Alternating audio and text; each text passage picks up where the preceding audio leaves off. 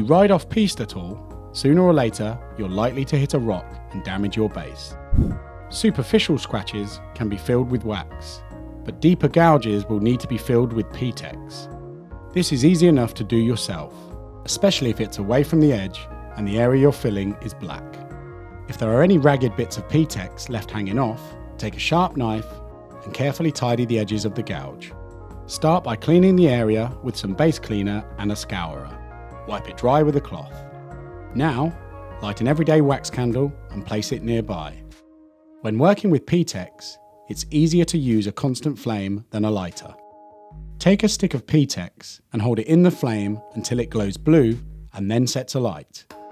Molten P-Tex is super hot, so be very careful not to let it hit your hand. Have a scrap of wood or a metal scraper nearby to soak up the initial drips.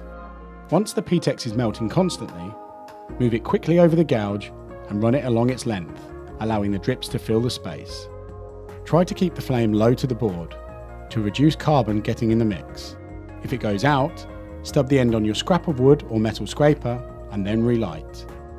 Having made 1 or 2 passes, stub out the P-Tex stick and allow the molten layer in the gouge to cool for a while. The deeper the gouge, the more layers you will need to fill it. Now repeat the process until the damaged area is completely filled and the new P-Tex is standing proud of the base. Leave the board to completely cool. Next, remove any excess material from the sides using your knife. Take a bastard file and run it diagonally across the repair. Go gently and patiently in the same direction, being careful not to rip out the filling. When the repair is almost flat, take a metal scraper or sharp-edged plastic scraper and run it across diagonally. Work in sections until all excess P-Tex has been removed and the repair is completely flush with the base. That's it. You're now ready to wax.